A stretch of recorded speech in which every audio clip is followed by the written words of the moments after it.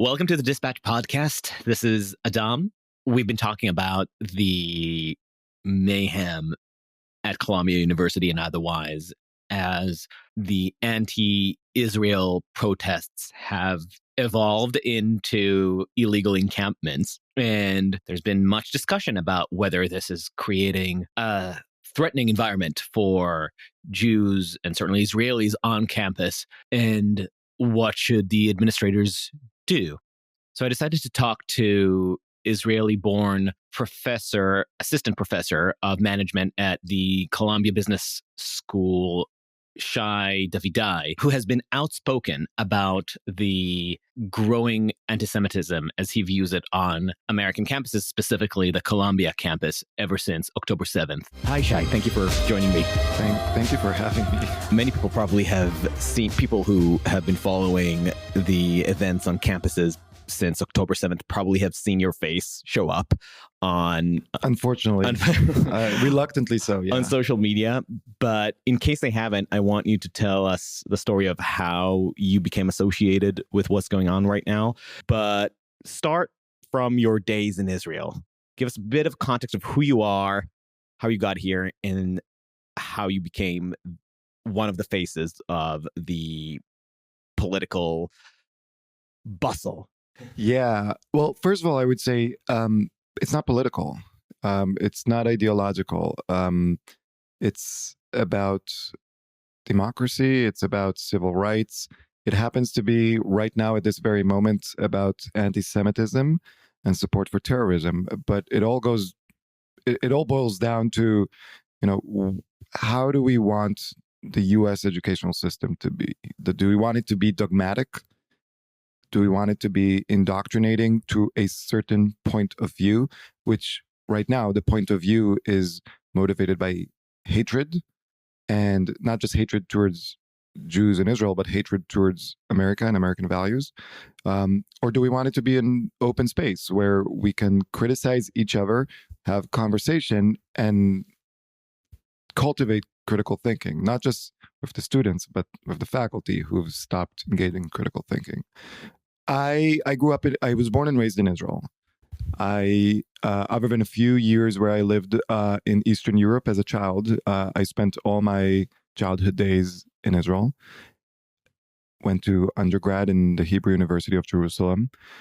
In 2000, like me, yeah, and in 2010, my girlfriend at the time, now my wife, and we moved to the U.S.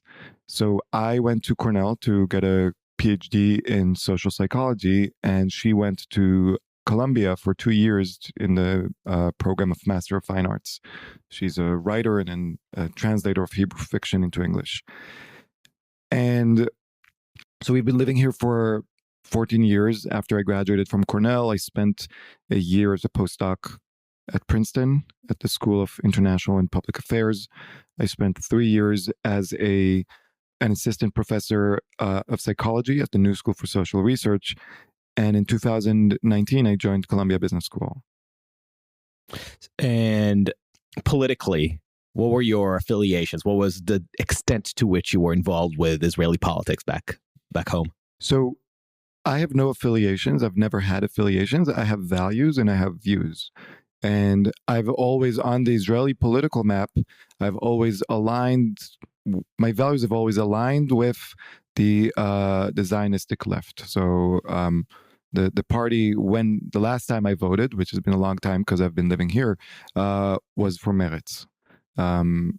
That's not to say that I'm right. Meretz, for listeners who are not familiar with Israeli politics, is considered on the, maybe not the farthest left, but certainly not center left. Yeah, I would say that Meretz is the farthest left that still believes in Israel's right to exist as a homeland for the Jewish people. You can go farther left than that. We have some parties because it's a democracy, but farther than that is parties that say we don't believe that Israel has a right to be the Jewish homeland. Maybe I should even pause on the word Zionism because this is going to come into play soon. How do you understand the word Zionism today? Yeah. So it's funny because a lot of people ask me that question, and it's not about understanding. It's about what is the definition of Zionism. And I think, and the definition of Zionism is the Jewish people's right for self-determination. That's how it started. 1896 in the first World Zionist Organization, Congress. And it started because Theodor Herzl and his contemporaries saw that no matter how much we try to assimilate, anti-Semitism will always raise up its ugly head, and the only way to save the Jews or some of the Jews is to have a place where they can self-determine their own fate, where they can have their own state.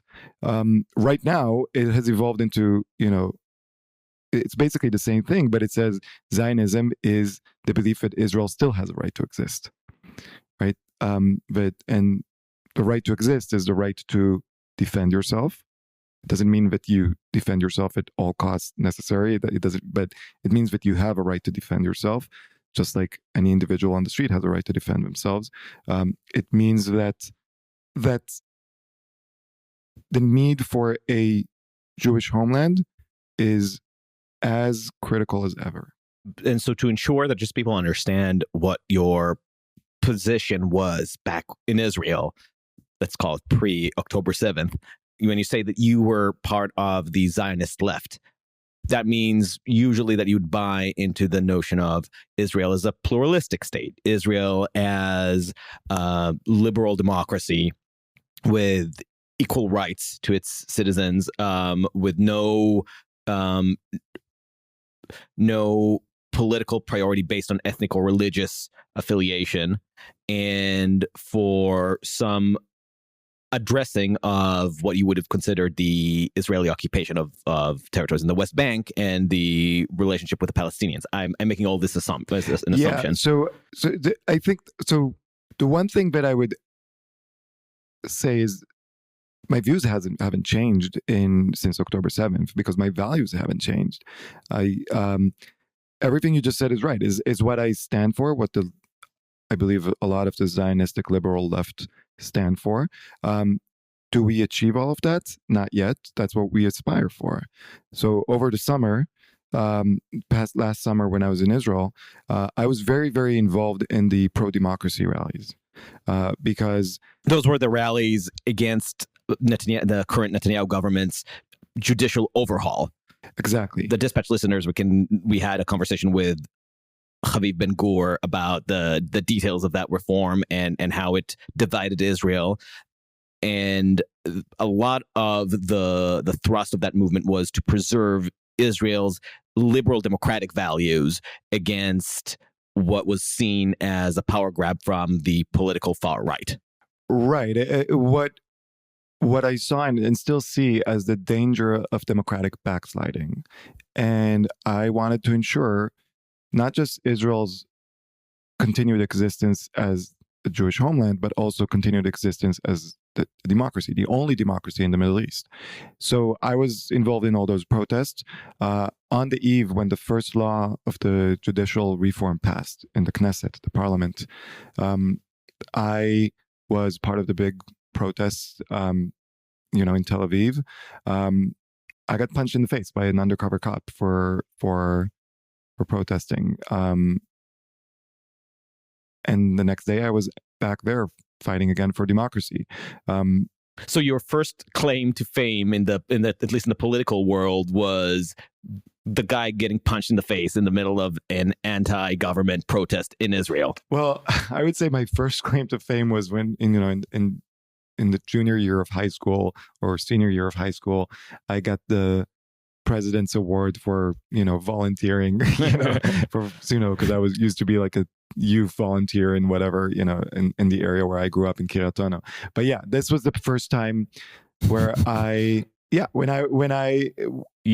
a stand. But I took a stand. I've always been taking stands, but this was the first time that I took a stand, like vocally, powerfully, and I also saw the limits of taking a stance. But sometimes you take a stance and still the world doesn't care. And then what happens after October 7th here at New York? You're at Columbia, an associate professor. Yeah. So on October 11th, I helped organize with another Israeli professor at the business school.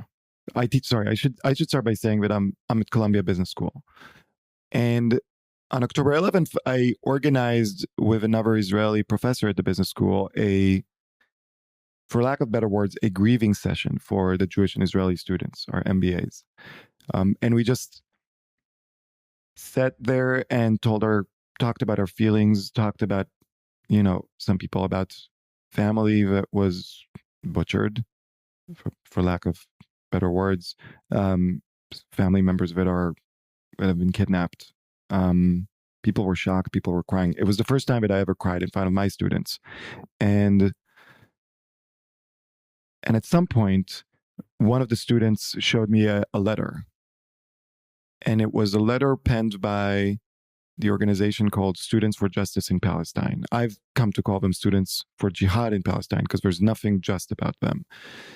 And that letter was published on October 9th, and it says, yesterday's events. So it was written on October 8th. And it says, yesterday's events, meaning the October 7th massacre, was an historic day for the Palestinian resistance. And it just goes on to glorify Hamas, to excuse Hamas, to say that this is just the beginning. This is before Israel even responded. The Israeli Defense Forces were still in Israel, fighting back the terrorists who were trying to slaughter as many Jews they could find. What frustrates me now, there weren't any soldiers in Gaza at that point. No. I mean, that's what frustrates me, that they're trying to spin this as a pro-Palestinian, anti-war, pro-ceasefire movement. It's pro-Hamas. They started on October 9th. On October 8th in New York City, we already had protests in support of Hamas. So a student showed me that letter. In that letter, it called for a protest that was going to happen on October 12th. So I went to the protest. And I went to the protest. A protest in Columbia. Yeah, at Columbia's main campus. And I went to the protest for two reasons: to see it with my own eyes and to be there for the Jewish students and protect them if needed. And what I saw it shook me to the bone. Really did. I went back home and I just burst out I cried. Like, after my kids went to sleep, my wife and I, we sat on the couch in our living room and I just started crying because I realized that it wasn't political. It wasn't an disagreement on, Israel's policies. It wasn't a disagreement about what should or shouldn't be done in Gaza, what should or shouldn't be done with terrorists. It was support for terrorism and deep hatred for the Jews. What made you view it as that?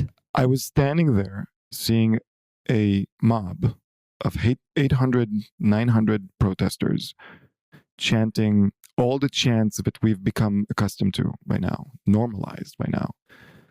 Globalize the Intifada. There's only one solution: Intifada revolution.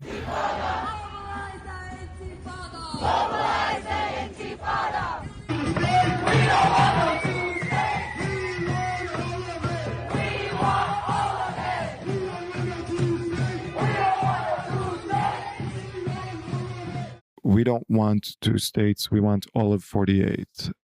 From the rivers to the sea, Palestine will be Arab. People say, oh, we're saying Palestine will be free. No, if you listen to their chant in Arabic, they say Palestine will be Arab. Palestina Arabia. Palestina Arabia. And I was standing there looking at all of that, shocked. I think someone took a picture of me. No one knew who I was. I didn't know who I was back then. And you can see the shock in my eyes. And the other Israeli professor who was with me, whose parents are Holocaust survivors, leaned, and leaned towards me and whispered in Hebrew, "This is the anti-Semitism that our parents and grandparents warned us about, and we didn't listen to." And that point, I just realized that this is something different.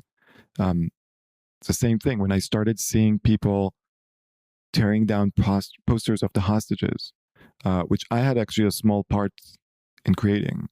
My wife is Nitzan Mint's translator, and Nitzan is one of the artists that made those posters, and my wife wrote the text to the poster. So seeing in my own campus, like, people tearing down posters of Kfir Bibas, the 9-month-old baby that was kidnapped, or worse, drawing a swastika on his face. I realized this is bigger than politics. This is about moderates versus extremists. You got extremists on the left, you got extremists on the right. They are motivated by hate, maybe hate for different things, but still hate is hate. And us Jews are the first ones to go, but we're never the last. We're never the only ones to go. So, okay, you come home crying. What do you do about it? Where do you take it? Do you go to the administration? Do you try to talk to people who are leading the protest and tell them, look, there is a way to criticize Israel.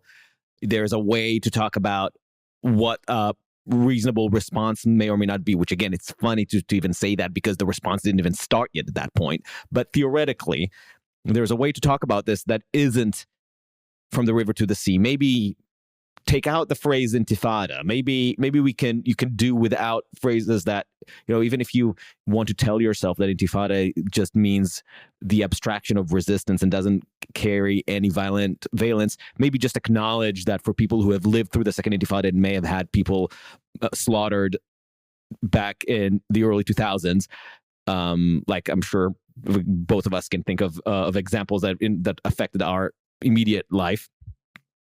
Maybe just out of deference to those people, avoid those phrases and have this kind of dialogue. For you to have this kind of dialogue with leaders of the protests or the administration to try to bring things to a somewhat more passable. Do you make any efforts like that? So first of all, I have to say, at first, I gave everyone a pass. And I say at first, I mean like for the first 2-3 weeks. I gave everyone a pass. I thought, look, you maybe you don't know what intifada means. I'll post it online and I'll tell you. Maybe you don't know. After 3 weeks, 4 weeks, the entire country knew what from the river to the sea means.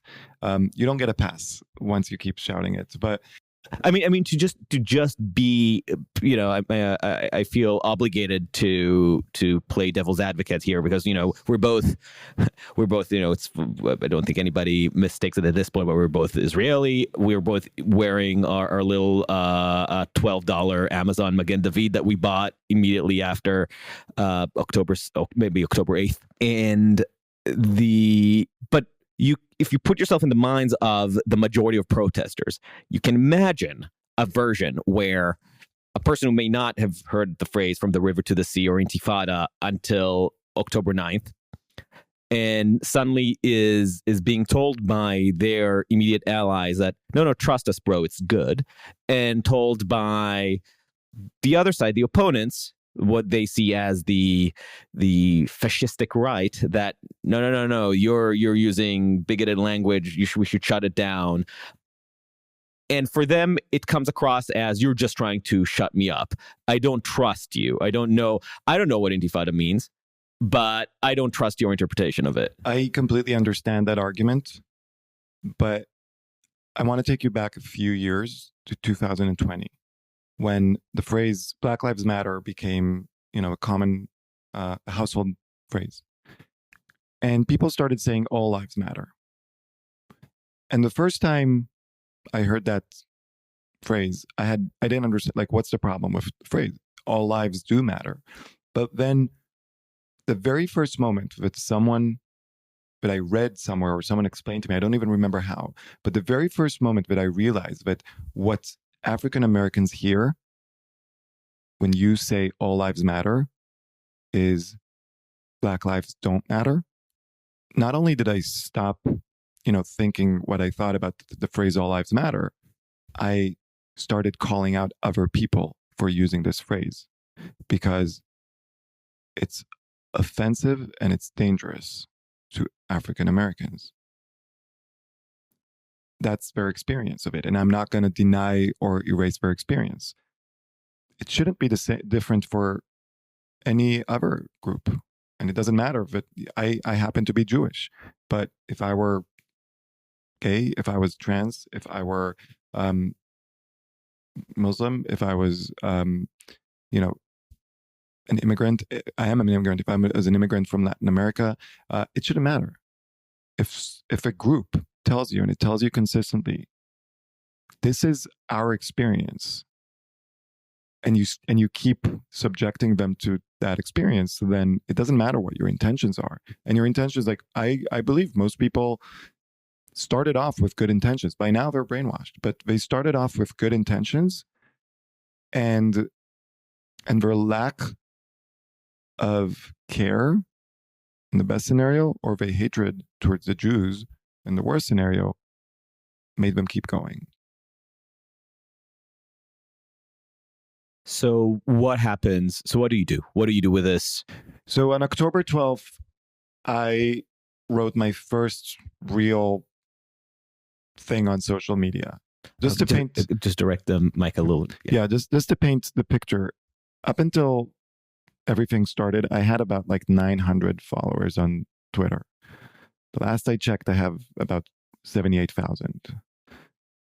So I was just talking to whoever would listen, right? And I wrote this post about my experience at Columbia. You didn't do it because you felt you had a huge platform that you need to take advantage of. You felt you just needed to talk about it. I needed to express myself. And it was very raw and emotional. And I explained exactly what I experienced on campus. And I wrote about me crying and about how I've cried so much that my eyes are dry. And I just posted it. I posted it on Twitter, Facebook, LinkedIn. I wasn't even on Instagram then because I'm a boomer. And immediately people started sharing this, retweeting it, saying, if you want to understand what it's like being Jewish in the United States right now, read this. And that was the first time that it was very weird for me, because I was just talking about myself. I wasn't trying to, I still don't, I wasn't saying like, hey, I'm speaking for a community. I'm just speaking for what I'm experiencing. But the fact that resonated with people was reassuring. And it started, and people started following more in what I was saying. And I started calling out Columbia's administration, because I realized the problem is not the pro-Hamas mob. It's those that allow them to roam free on campus. And we say allow them. The idea for you was that there should be some administrative involvement in determining what is or isn't legitimate speech on campus? No. I think that the administration has a responsibility of whether terrorizing other students is acceptable or not. And organized terrorizing other students, and But to be clear, the terrorizing at this point, we're not talking about any physical altercations, right? We're talking about just using phrases like intifada, which for us is associated with violence. No, the very first week, we had a Jewish Israeli student on campus who was putting up posters for the hostages, and he was physically assaulted, had his fingers broken. Luckily, the person was arrested and arraigned. The violence was there from the very first moment.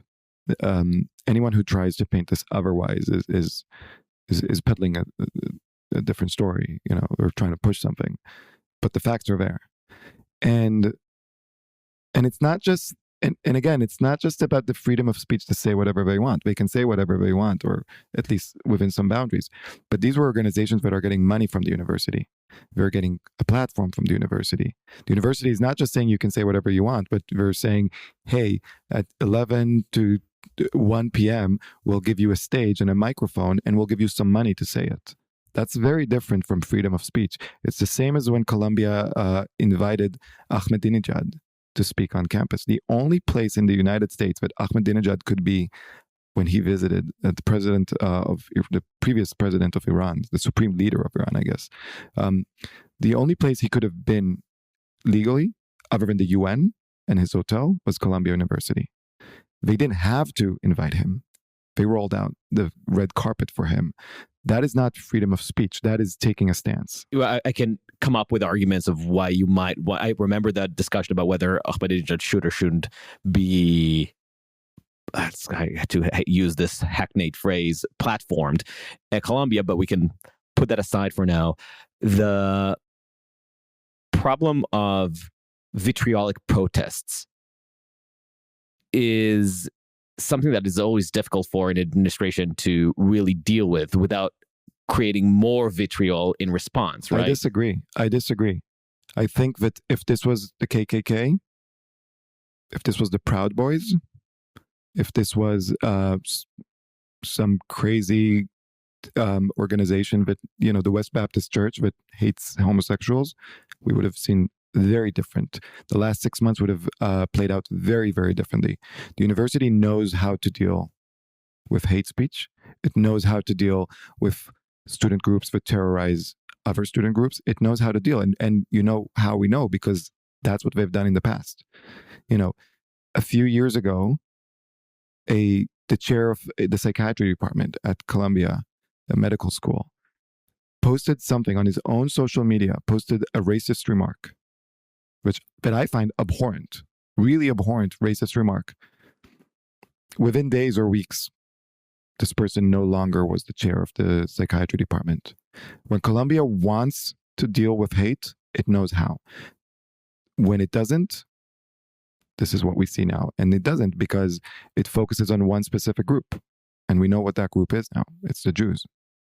So you're starting to call out the administrators. Do you do that only on social media, or do you start having conversations with people in the administration? Do you ever talk to Shafiq personally? President Shafiq? She never replied to my emails for 6 months. And I've written her dozens of emails. From the start? From the start. The trustees, including the co-chairs that were in the congressional hearing, David Greenwald, Claire Shipman, none of them has ever reached out to me. I've been the most vocal proponent of Jewish students on campus, and none of the trustees have ever reached out. The administration has never reached out, and Shafiq has never replied to my emails. So it's been like this from the very first big moment. But what I started to do is just calling them out, because I realized that they won't even use the word Hamas. The first time that President Shafiq used the word Hamas was in April 5th, when she realized she has to go and testify in front of Congress, a week and a half from then. She used the word Hamas. Up until April 5th, I was begging for her to even use the word Hamas in any official communication, and she never. Because she was pretending, she was creating a situation as if Hamas has nothing to do with this. She finally bowed down to reality, I don't know, on April 5th, and that's only because she was forced to, but for legal reasons. But what legal reasons?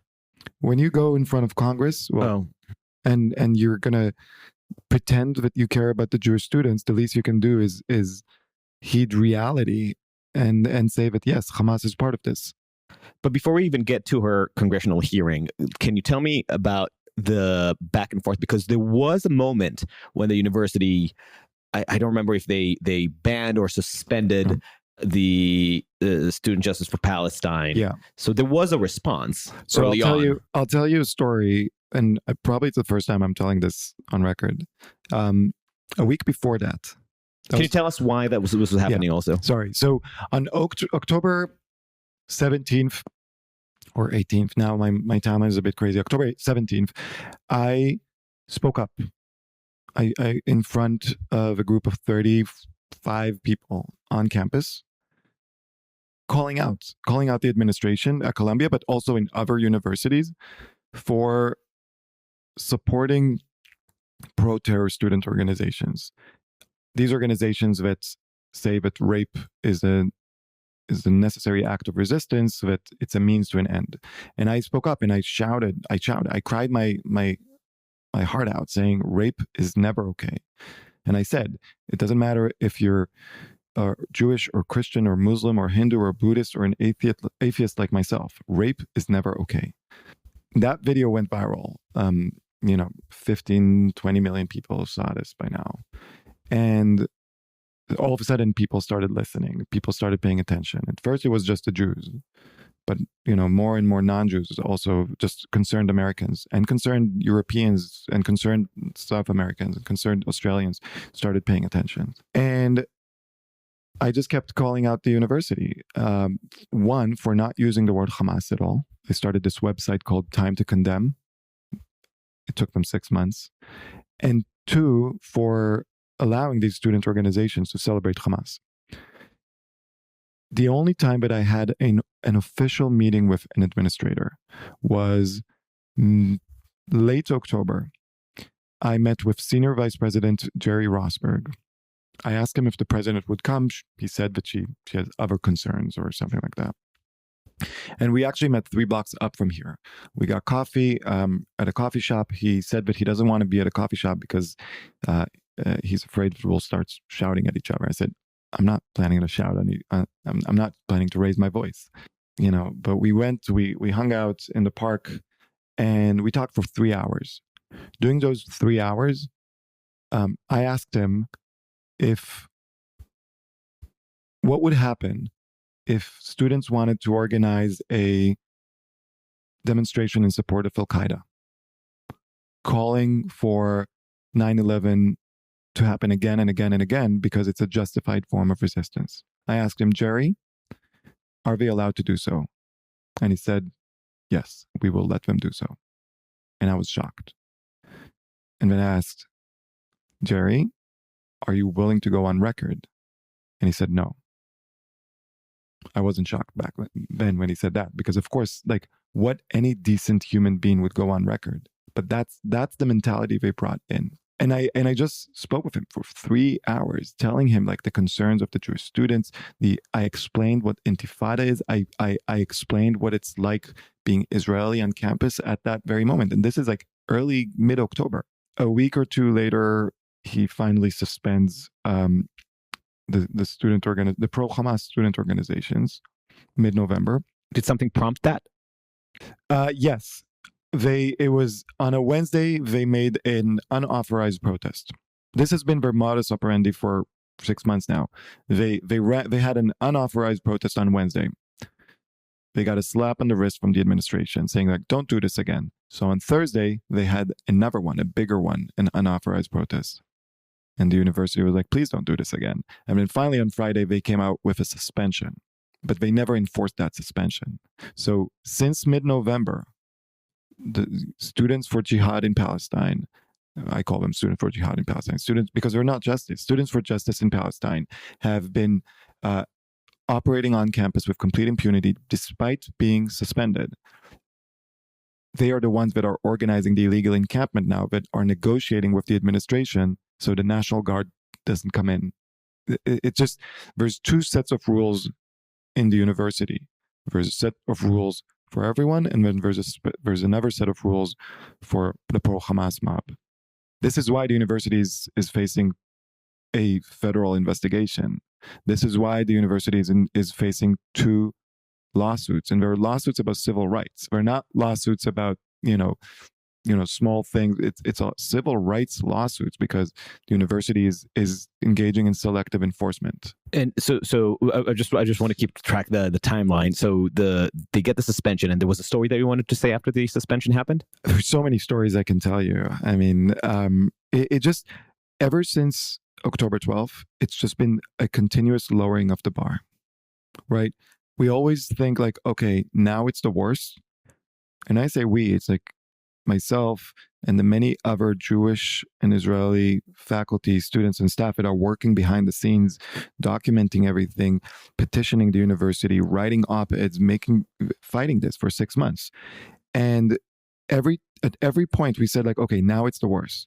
When they were chanting death to the Zionist state, we said, okay, now things will change.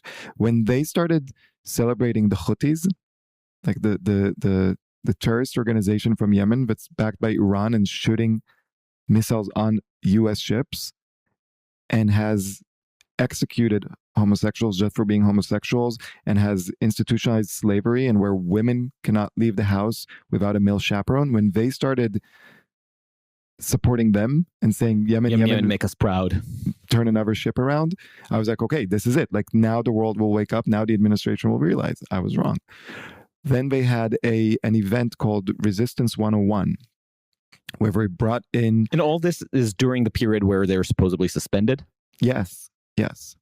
They had an event called Resistance 101, where they brought in Khaled Barakat and Charlotte Cates and Nardine I forget her last name, but I'll explain exactly who these people are. Khaled Barakat is a member of the PFLP, the Popular Front for the Liberation of Palestine, which is a U.S. designated foreign terrorist organization. He's a Canadian citizen. He's a member of the political arm of the PFLP. And he gave a speech to the students at Columbia, organized by the pro-Hamas mob, referring to people, and it's not a direct quote, so I urge you to go and watch everything, because I've documented everything, referring to people in the Hamas, PFLP, and Islamic Jihad as my friends in Gaza. The other person to speak was his wife, Charlotte Keats, who is one of the heads of Samidun. Samidun is a political organization that supports PFLP terrorists that are in prison in Israel for suicide bombings, for killing babies, for raping civilians. She supports them. The Samidun supports them. And she told the students at Columbia that what Hamas did on October 7th was necessary, that they should be proud to say that they support the armed resistance, and that they should go all out and say that we are Hamas. And then Nardine, I think it's Kiswali, she's the head of Within Our Lifetime. Within Our Lifetime is for lack of better words, a domestic terror organization that works in New York City. It used to be called SJP New York City. And the one thing you should know about Within Our Lifetime is that its members, after a protest in 2021, went hunting for a Jewish man in New York City. They found Joey Borgen in May 2021. What do you mean when hunting for a Jewish man? They were just looking to pick a fight with the Jew? They weren't looking to pick a fight. They were looking to attack. They went hunting. That's why I say went hunting for a Jewish man in May 2021. They found Joey Borgen, a Jewish guy that was just riding around on his bicycle in Midtown, and they beat him to a pulp. And some of them are serving, visibly Jewish, I assume. Yeah. Visibly Jewish. And they beat him to a pulp. And only recently, a few of them were finally imprisoned they're serving up to 7 years in prison, because the lawsuit, they found that they were texting each other about, let's go attack Jews. This is Within Our Lifetime. So this is what the students at Columbia brought into campus. And I thought, this is the low bar. They actually ended up suspending some of the organizers. Of that particular event. They ended up suspending some of the organizers. And those organizers that have been suspended, it's been like 3 weeks or 4 weeks, are right now on campus in the illegal encampment, leading the illegal encampment, leading the negotiations. They're the ones negotiating with Columbia. And then, a few weeks later, we had Israel faced an unprecedented attack from Iran with missiles, where the U.S. was fighting Iran, basically. They were helping Israel. Yeah, I was in Jerusalem at the time while the missiles were being intercepted overhead. So while you were in Jerusalem, seeing Iranian missiles being intercepted, Columbia students on their social media were cheering on Iran. So I thought that is the low bar. Then cheering how? They're putting the blame on Israel, saying Iran is just doing what needs to be done. What did you mean when we said resistance? What did you mean? What did you think we mean when we say an axis of resistance?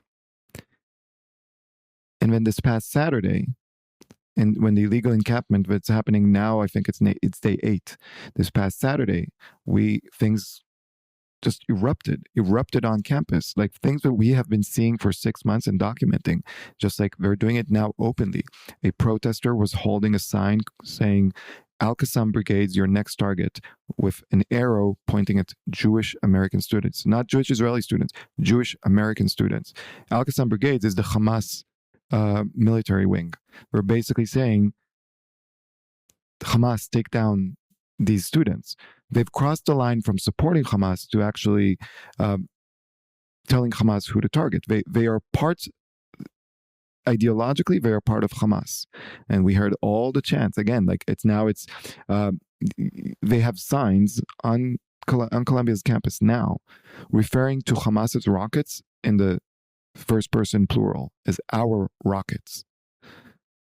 And I'm just telling you the worst of it. When a professor at the law school, Catherine Frank, said that Israeli students who served in the IDF are a danger, regardless of who they are, regardless of, I served in the IDF. Just the fact that you served in the IDF and because you're Israeli, because it's mandatory, then you're a danger on campus. That didn't change anything. When students depicted all Jews as skunks, and we had posters all around campus, that didn't change anything. When Joseph Massad, a professor in the Middle Eastern department, called October 7th massacre and kidnap and raping and torture awesome on electronicintifada.com, and with a big picture of the Hamas terrorists who engaged in the massacre, nothing happened.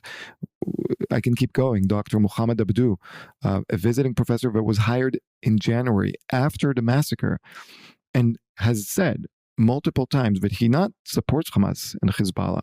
He identified with Hamas and Hezbollah and has called people to end the occupation, not just of Palestine, what he calls it, but also of the United States, and calling for a resistance here as well.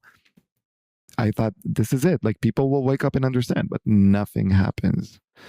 Right now in Colombia's illegal encampment, you have posters of what they call martyrs. Posters with candles of suicide bombers, of people that have the bloods of dozens of civilians, Jewish and non-Jewish, Israeli and not Israelis, on their hands. And this is what Colombia is negotiating with. The only people that are being thrown under the bus are the Jews. So let's go back to the administrative response. You're talking about the negotiations. This morning or last night, I think, Colombia, I think an email from President Shafiq specifically stated that they are moving towards the removal of the encampment and that they were planning to reach some kind of negotiated agreement for the dismantling of the encampment by midnight. That she put it as a sharp ultimatum. I think as of this morning, there was no agreement on dismantling. There was maybe some agreement of some scaling back, which sounds more like university capitulation than... So let me tell you, so the story actually starts on Sunday. So after I saw what I saw on Saturday evening, and I spent Saturday night, I was up until like 4 a.m., seeing what's happening, texting students, Jewish students, texting different organizations of how do we keep the Jewish students safe. That's my main focus. That's the reason for all of this. So I was up all night. I wake up on Sunday, and on 7 a.m. I wrote the university an email. The president, the senior vice president, the COO, and the general counsel. And I told them, I intend to go on campus because I'm a professor, and to sit peacefully inside this illegal encampment. And I have a right to do so and to do so safely. So I ask you to guarantee my safety. And if that means bringing in the NYPD, then bring in the NYPD, because I'm not safe. They never responded all Sunday. I sent them a message again midday. They never responded. Then I sent them a message again at night saying, listen, this is serious. I'm a Jewish professor who is barred entry from a specific area on campus because I am not safe there. Please do something. I show up on Monday morning. I get a response at 2 a.m. on the night between Sunday and Monday from the COO, Cass Holloway. And he says, hey, Shai, if you want to if you want to stage a counter protest, we can give you this other area on campus. And I replied, I said, I am not staging a counter protest. I am exercising my right as an employee of the university to be in a public space on campus. Insinuating that being Jewish in public is a protest is highly, highly problematic. I show up on Monday. and I try to pass my Columbia ID because the gates are locked. Because after was it a Monday or Tuesday when they realized that they're not going to bring down the encampment, and that people were expressing feeling of being unsafe on campus? Shafiq's response was to cancel in-person learning. No. So I completely understand your reason to try to understand. To understand this, to explore this, to maybe even understand Shafiq and saying like, oh, maybe it's because of this. Look at the evidence. Okay. Since October 12th, Columbia University has consistently locked the gates every time there was an illegal protest, an unauthorized protest. Lock the gates. That's not just to the schools. That's to the campus, to the quad. Exactly. And the reason they've been doing this is that they can select which media comes in and not. Which, by the way, I also went to Columbia for a year. In my shame, I was at Columbia Journalism School, and the buildings of the campuses are always key card locked, but the quad itself, which is that open space where now the encampment has settled, is always open. It's open to the public. People can cross between Broadway to Amsterdam Avenue. People who have nothing to do with the university. Right. It's a public space. Yeah, and from 113 or 12 to 120. I mean, it's always been open. They've consistently locked it, so then they can control which media comes in and which doesn't. That's why it's been so important for me to document everything. So I show up on Monday, and the COO and the tendency to start locking that open space has preceded even the encampments. It started happening when the protests were starting to get notoriety. No. It started from the very first protest. No, that's what I meant. October 12th, yeah. Before Israel even responded. It was the first time, I think, since the Vietnam War that they locked the gates, or maybe the first time that they brought in police. But anyway, so I go on Monday, and I try to come in, and I'm barred out, and the COO is waiting there for me. The vice president of public safety is waiting there for me. And they're telling me, you can't come on campus because we cannot guarantee your safety. If you want to counter protest, I said, no, I don't want to counter protest. All I want to do is go sit peacefully inside the illegal encampment and read the names of the 133 hostages, including the 3 U.S. hostages that are still being held by Hamas, and that these people are supporting Hamas. And that's what I want to do. It's not a protest. It's me peacefully sitting wherever I want to sit in a public space on campus because I am an employee. So that was Monday, and they barred me from entry. Media in, is the university keeping the media out? This is the COO of the university. Are we not letting the media in? What? Can you back up, please? My card has been deactivated? Why? Can you back up, please? Wait. Whoa. Everybody, my card has been deactivated. This is Cass Holloway, the COO. This is Gerald Lewis. They were in the meeting where I asked them if Hamas is a terror organization, and they couldn't say that it is a terrorist organization. Why? I'm a professor here. Why can I? Shai, No. Speak out loud so the media. Shai, we are willing to take you to the math lawn. No, I am a professor here. We have a Whoa, everybody quiet. I am a professor here. I have every right to be everywhere on campus. You cannot let people that support Hamas on campus and me, a professor, not go on campus. Let me in now. As far as I know, I'm still barred. Yesterday at Tuesday, and I found out through all of this, the university is negotiating with them. And that is exactly how terrorism as an ideology works. They threaten you with some unknown consequences. So you are so terrorized that you capitulate, right? Hamas doesn't need to blow up every bus in Israel for Israel to give up something, right? They only need to blow up enough buses in Israel, right? This is how terrorists work. And the ideology of like using force to force the other side to act in the way that you want. That's what's happening on Columbia. So last night, finally, Columbia said enough is enough. Well, probably the press has been pushing them, politicians have been pushing them, and they gave him until midnight. I happened to be in the area last night at midnight. And there are videos from the illegal encampment of people saying, they're coming for us. We will fight. Are you ready to fight, comrades?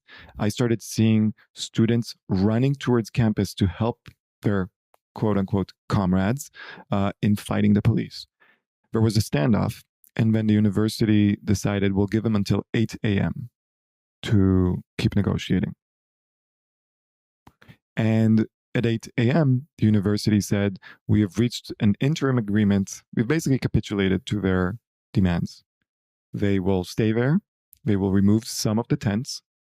They will try to keep a safe space for everyone, which is complete BS. And we have 48 hours to keep talking. You know who they didn't include in the negotiations? The Jewish students. The people that are being attacked. The people that are being discriminated against. The university, it's like negotiating with the rapist, but not even taking into account the victim of rape. And this is where we stand. Last night I was with a group of students, Jewish students, who were telling me their stories, just their experiences. And can I play you a recording? Sure. Because the Jewish students are fleeing campus. They are not feeling safe. They do not want to be on campus. And I met this student, he's from Belgium, and he said that his parents are very afraid and they want him to come back home. And I said, why don't, and then he doesn't want to go back home, and asked him, you're given an option to do it on Zoom. Why don't you do it on Zoom? And this is what he said. Wait, so tell me again, because what you just said is incredible. So there's Hamas on campus. You and I both know it. Yeah. You live off of campus. Yeah. And you can go on class on Zoom. Mm-hmm. So you said you don't want to do Zoom. No. Why is it so important to you? Because in 1940, my great-grandmother stopped going to school. She was living in Belgium at the time, and she had to stop going to school. And after she stopped going to school, she could never go back. She lost all her family and had to build a life after the war. And I don't ever want to be in the position of being unable to go to school because there's terrorist anti-Jewish protests on campus. Wow.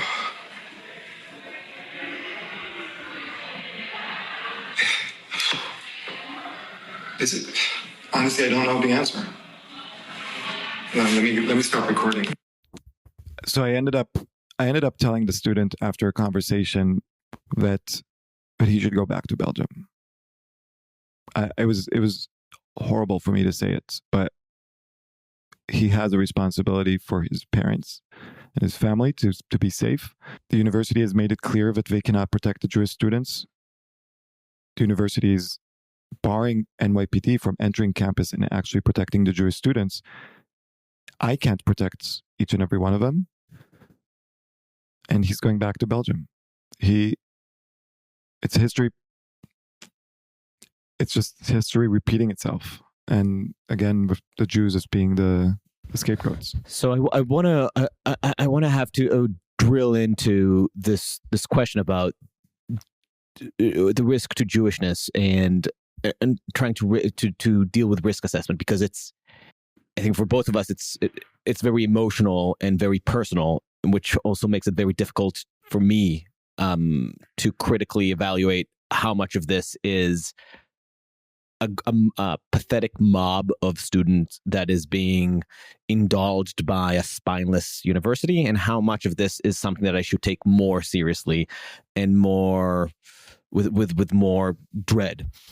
And before even getting there, because I see you want to play me something, and then so we'll get there in a second. I want to first ask that the difficult question that keeps coming up is: are Jews really the target here? Yes. Listen, I understand where you're coming from. It's actually because we're both Israeli and because we're both Jewish that we're having this conversation, because we have been taught to internalize the their attacks, the fear, and question it in order to delegitimize our need for protection. No one had this conversation in 2020 when the US was going through a very much needed racial reckoning. No one was asking the question and they shouldn't have. So I think it's okay. No one was asking, well, are African Americans really unsafe? No, yeah, they are unsafe. Listen to So them. I come from the perspective of sometimes the whole discourse of safety can go too far on every group, and I think there are definitely areas where there is true risk, and there is certainly inequities that need to be addressed. But also, American culture has that tendency of let's call it risk inflation, right? And I'm not American.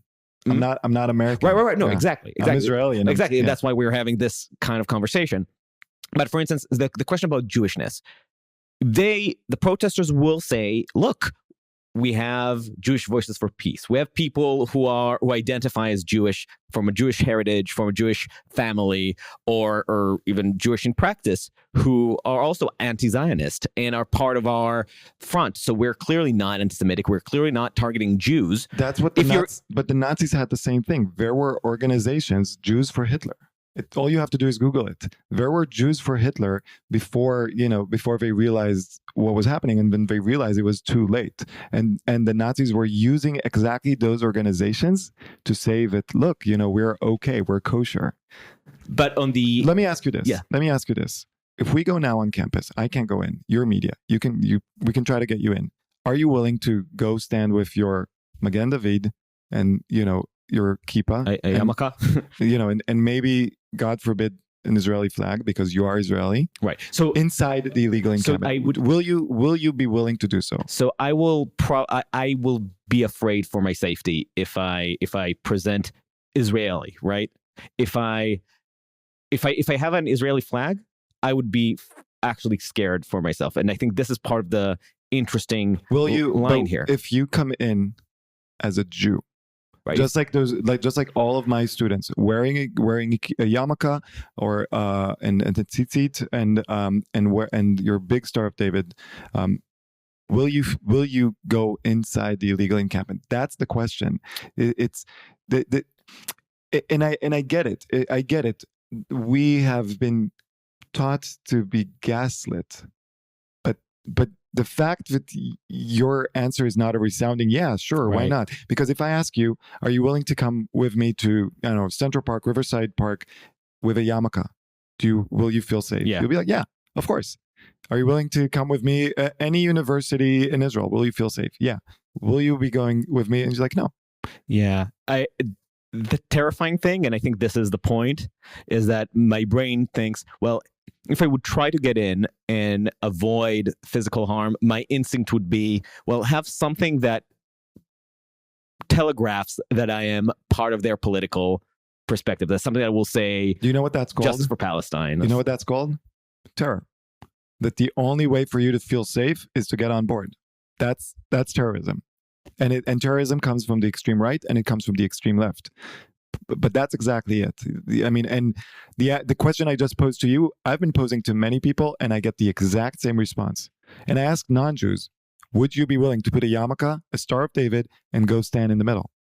It's the same response ever.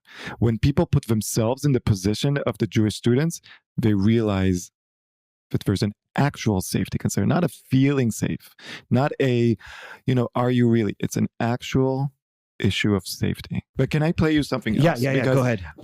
One of my concerns is that people think like, oh, these are just there's this idea that people are, again, it's not out of bad intentions, this idea that people are just, it's just in a few like white kids from Wisconsin with keffiyehs.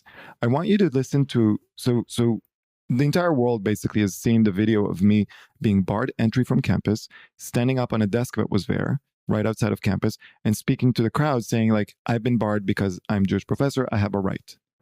Now, here's the recording of how this was conveyed, was brainwashed inside the illegal encampment. So this is what they said, and you'll hear a call or response. The leader is saying something, and the wolf is saying something and the sheep respond. Okay?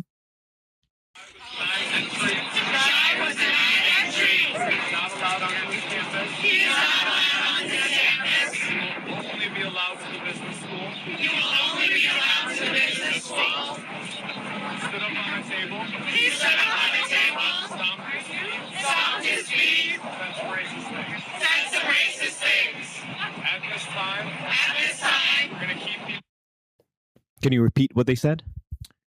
So you hear him saying, Shai was denied entry, and they all shout, Shai was denied entry. He will only be allowed at the business school. He will only be allowed at the business school. He stood up on a table. He stood up on a table. He stomped his feet. He stomped his feet. Said some racist things. Said some racist things.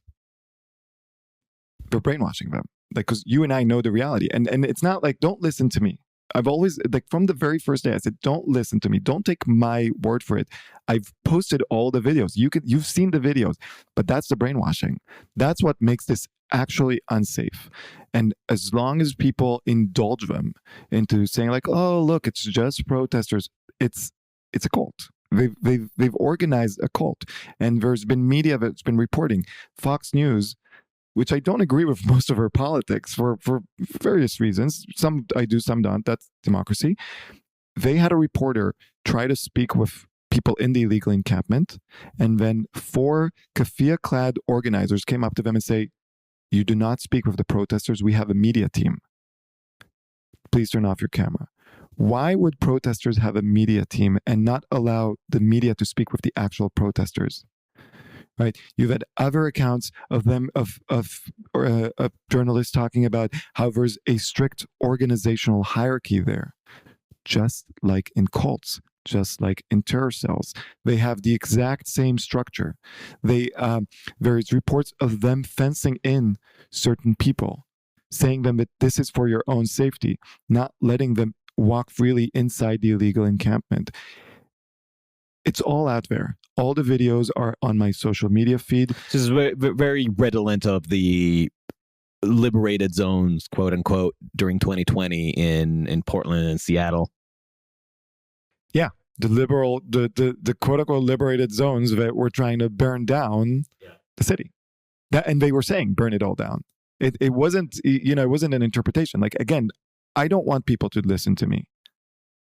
Who I am, what I am doesn't matter, and I'm insignificant, really am. It's the videos, it's the posters, it's the posts. I've been putting everything out there. And some of the things are just so crazy that I don't even know how to interpret them. Columbia SJP, Students for Justice in Palestine, they were not active on social media until October 6th. They reactivated their social media account on Instagram on October 6th, saying we're back. I don't have an interpretation for that. I don't know if that's a coincidence. I don't know. What I do know that that's a fact, and the fact is documented, and people are not, don't engage with me, don't engage with them, engage with the facts. Watch the videos, look at the posts, look at the pictures, everything. Give me back to where we are administratively. So Shafiq was giving testimony before Congress a couple of weeks ago, right? Early last April. Week. Was it last week? It was been such a long week. It was last Wednesday. She lied under oath. She was caught lying under oath by Elise Stefanik. She said, Elise Stefanik is again, not someone I agree with in a lot of things, but she was great in this. And she was right. She said very nicely, are you changing your testimony? That means... What was it about? Several things.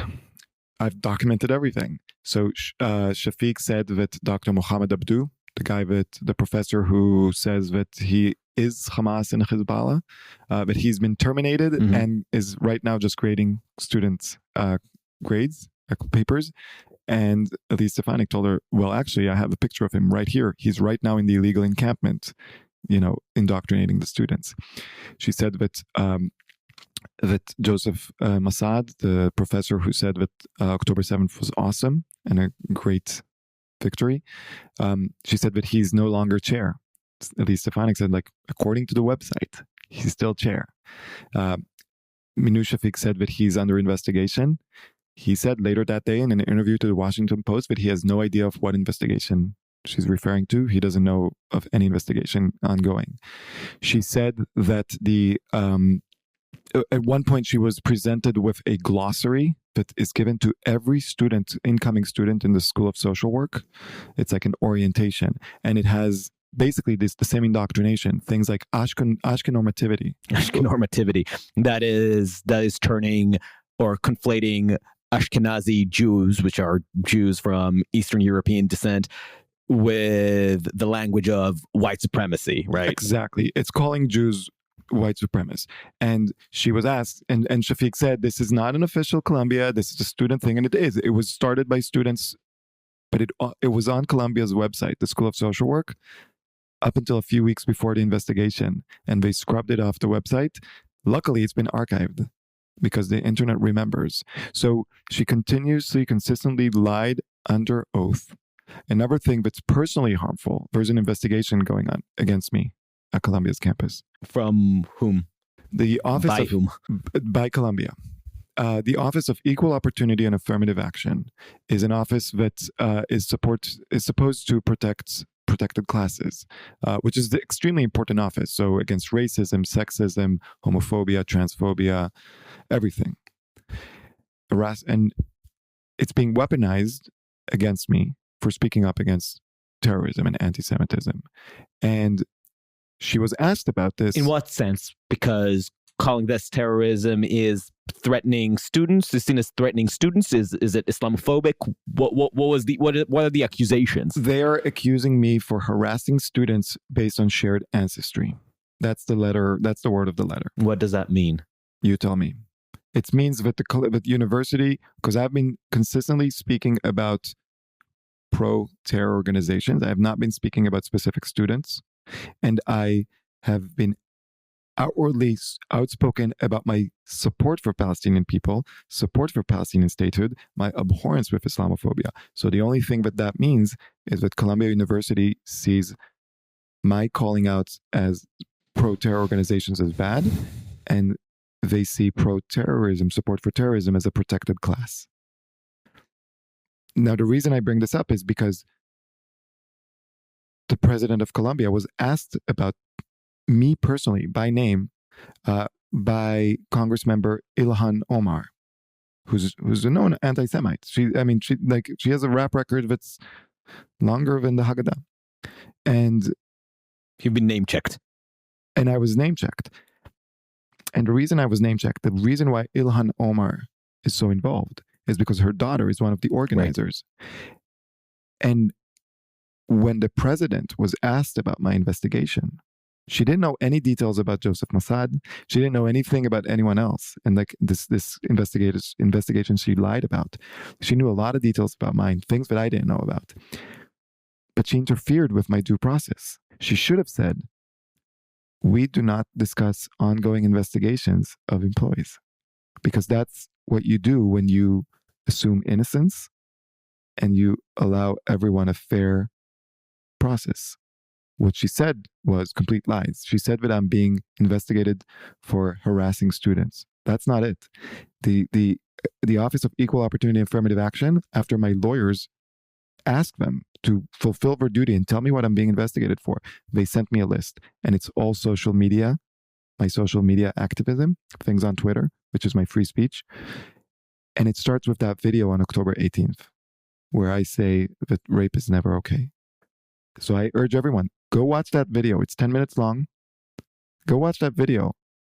That's what I'm being investigated for. And that's it. And where are we now? What was the last contact that you have with administration? Monday morning when they wouldn't let me in. When they wouldn't let you in. I don't even know if I have a job on July 1st. I'm not tenured. My contract renews annually, just like any non-tenured professor. And I don't know. And you haven't been in touch with anybody? You haven't heard anything? No. The only thing I was in touch is with the dean of the business school, who's been privately and personally very supportive and has just been put in this horrible position by the administration. And I emailed him on Monday night after seeing this video of brainwashing. And I realized that it's unsafe for me to go anywhere on campus, not just the main campus, but the business school. And I had to do something that I've never done in 12 years of teaching, which is cancel a class. I told him I don't feel safe. It was my final class, and I just can't be on campus. To put this in context, 10 years ago, when I was in graduate school, I was teaching a class to undergrads at Cornell, and as my grandfather was dying, and there was a moment where it was clear that my grandfather is going to pass away, and I Skyped him. This was before FaceTime. Like, I Skyped him, and I said goodbye, and that I love him. And then I went into the restroom and I washed my face, and 2 minutes later I was teaching my class. I have never had to cancel a class. And you know what? It's a shame. It's a shame not just as a Jew or as an Israeli. It's a shame as a professor that I've been put in this situation, that I cannot give my students the education that they deserve and they pay for. Because Columbia, it's not that they cannot keep me safe, it's that they will not keep me safe. It's not that they cannot guarantee my safety, it's that they are unwilling to take the actions to guarantee my safety. Who are you hoping to reach with this? Non-Jewish Americans. I think non-Jewish Americans need to realize that this is not a fight about Jews. It's not a fight about Israel. It's a fight about democracy. It's a fight about the United States.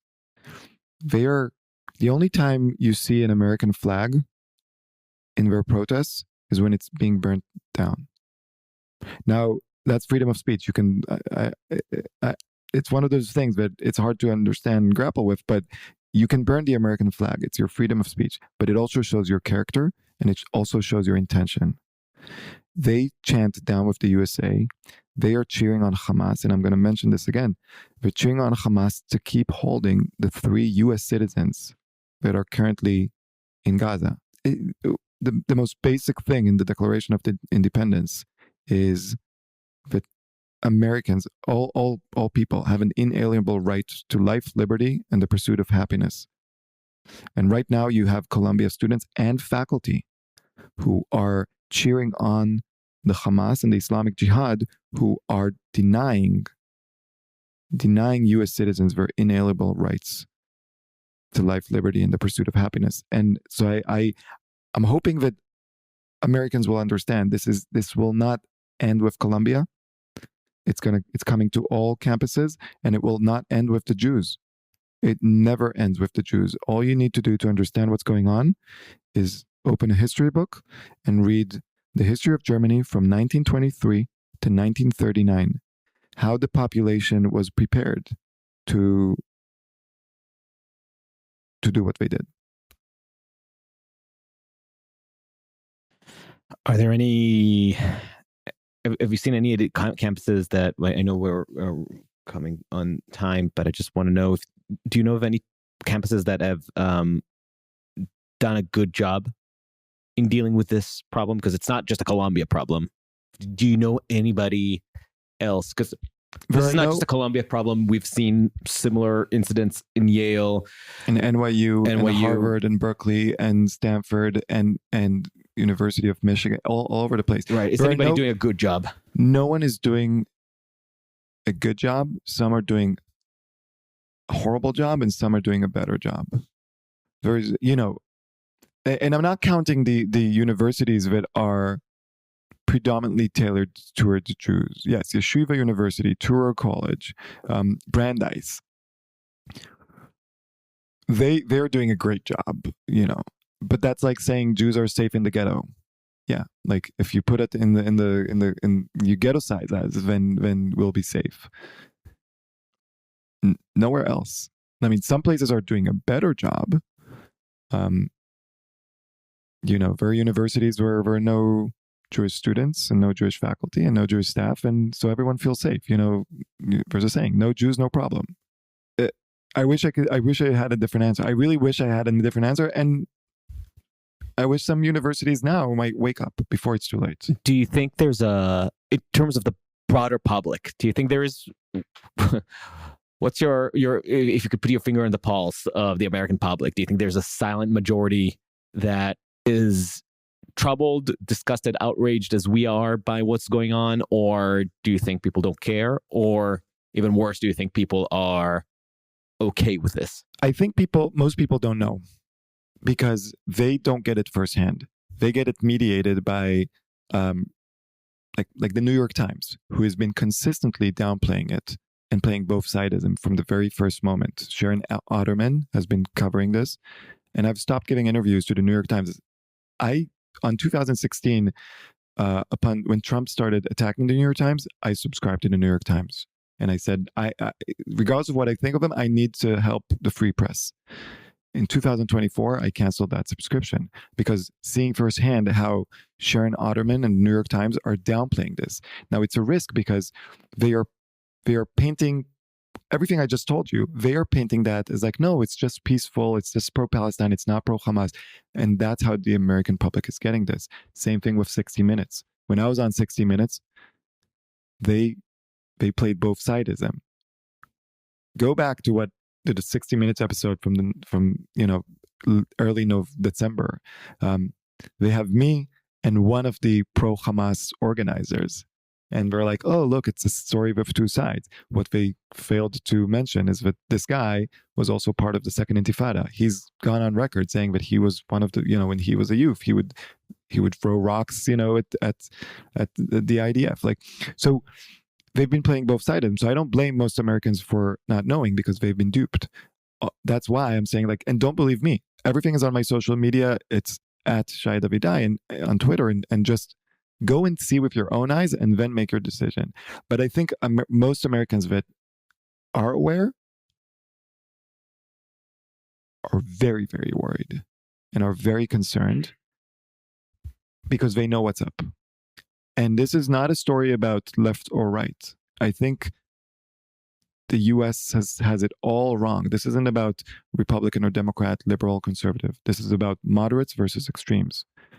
I have way more in common with moderate Democrats and moderate Republicans than Rashida Tlaib, even though I'm a liberal, because she's not a liberal anymore. She's illiberal. And I have way more in common with moderate Republicans and Democrats than I do with Marjorie Taylor Greene, or, because again, it's about moderates versus extremes. And most Americans, from the left, from the right, I don't care. They're good people. They understand what's going on. They really do believe we may not agree on everything, and that's good. That's what democracy is. It's like not agreeing, striving to get to the truth, striving to get to an understanding. But in the end, it's just what do you stand for? Do you stand for rape as an act of resistance? Or do you stand for democracy? אני רוצה לתת לך הזדמנות אם יש משהו שלא אמרת, אם יש איזשהו נושא או סיפור שלא חלקת עדיין שאתה רוצה. Listen, I think one thing is important to note. And it's important for me to note, not for no reason other than this is what I believe, and I want people to know who I am and what I believe in. And this might get me in trouble with Jews or Israelis on the very far extreme right. What's happening in Gaza is horrible. We should not downplay or dismiss the pain and suffering of hundreds of thousands of civilians. We shouldn't. It would be inhumane of us. Just like no one should downplay the pain and suffering of the tens of thousands of Israeli families that have been affected, and the hundreds of thousands of Israeli families from the north and the south who have been relocated and are refugees within their own country and can't go back home. We must keep our humanity. We must keep our ability to have empathy for all sides of the conflict. Civilians on both sides. It's the issue when people conflate caring for the victims with supporting their oppressors. And Hamas is right now both oppressing the Palestinian people in Gaza and the Israeli people Jewish and non-Jewish in Israel. Because we have to remember, very few democratically elected Palestinians in the Middle East. Very few democratically elected individuals of Arab heritage in the Middle East.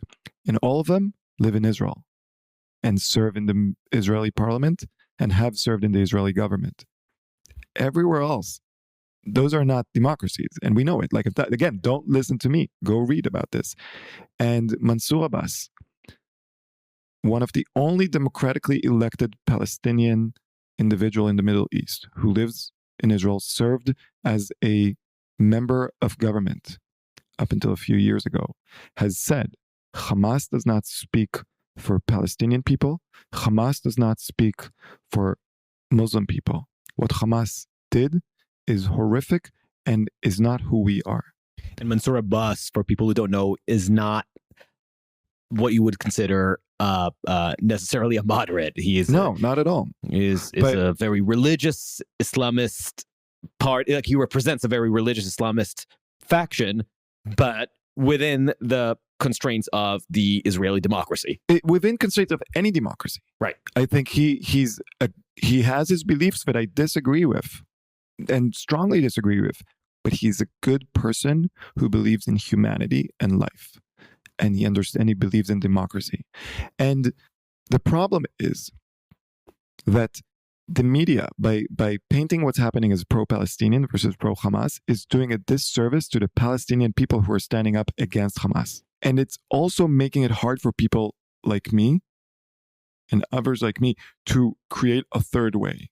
Because since early December, and again, it's on my social media, don't take my word for it, go and see, I have called for anyone to form a coalition with me who will be a pro-Israel, pro-Palestine, anti-terror coalition on campus. And not only that, that guy that was in the 60 Minutes episode with me, who's one of the organizers of the pro-Hamas mob, we had coffee off camera, coffee and baklava. Off camera for 3 hours, we had a conversation. And at some point I said, why don't we both want the same thing. We want to help the Palestinian people achieve a state, but also we want peace. Why don't we both have a protest together, a rally? I will go on stage first and I will say, I'm Shai Davidai. I believe in Palestinians' rights to self-determination and a Palestinian state. Then you go on stage and say, I am so-and-so. I don't want to say his name because he's a student. I am so-and-so, and I believe in Israel's right to exist as the home of the Jewish, as a democracy, but as a home of the Jewish people. And he said, I can't do that. 6 weeks later, he was shouting into a bullhorn on Columbia's campus in an unauthorized protest, saying, there is nothing more honorable than dying for a noble cause. I will not stop advocating for a two-state solution, even if it angers a lot of my Jewish and Israeli friends, because that's who I am, and I don't speak for an organization, I speak for myself.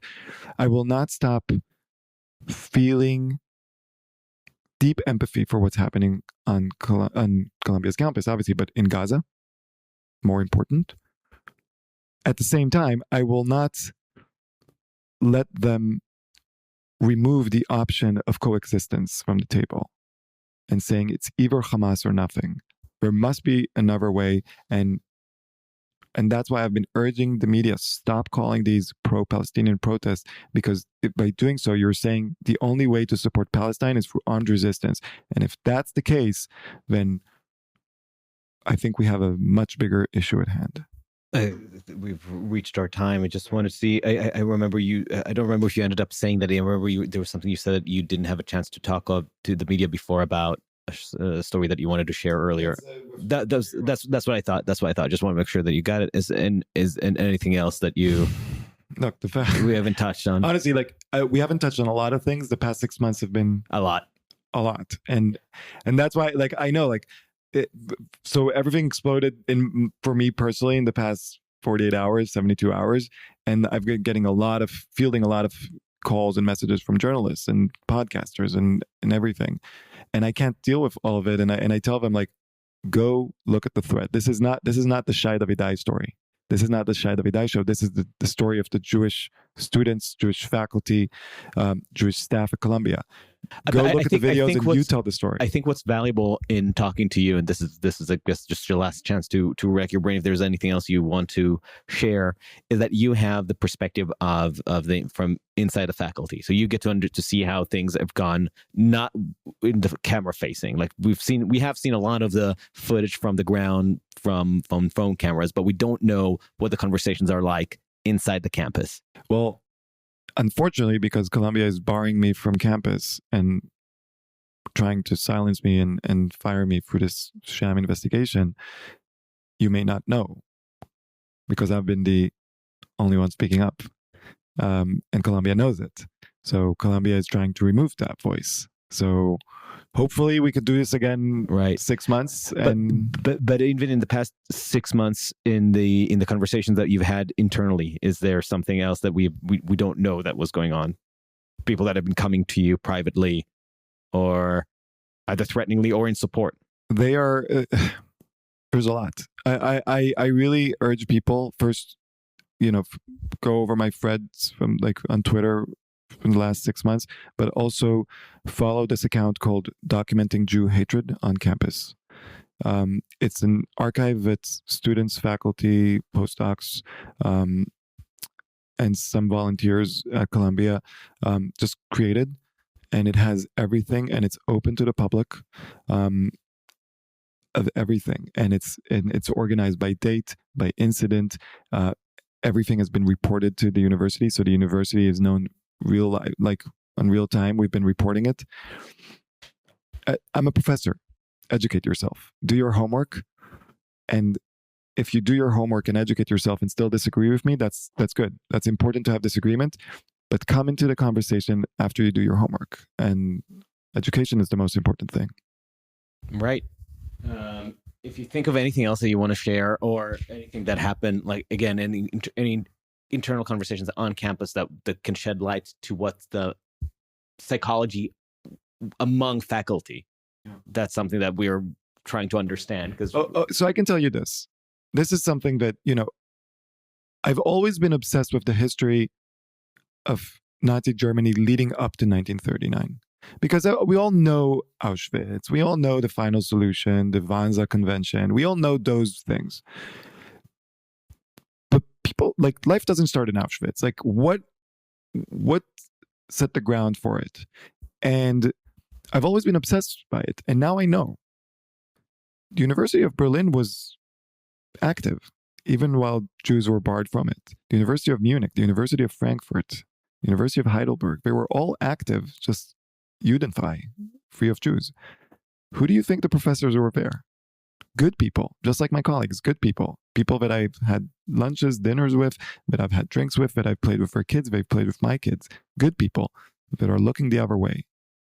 Who do you think were the administrators that barred the Jewish faculty from entering the University of Berlin? COOs like Cass Holloway from Columbia. Good people. They were just doing their jobs. And people at Columbia now, and my colleagues, they are just doing their jobs. Now I understand. I don't know where we're headed. I don't know if we're headed towards an Auschwitz, or towards a pogrom, or a Farhud, or just random attacks. I don't know where we're headed, but I know we are headed. And for the past 6 months, I've been calling things out, which now people are saying, oh, you've been calling this out for 6 months. Well, I'm telling you, I'm calling it out also for the next 6 months. Don't just listen to what I've said about now and say, you are right. Listen to what I'm saying about where we're headed. But now I understand. Well, Shai, thank you so much. Thank you, not for having me. Thank you for telling the story.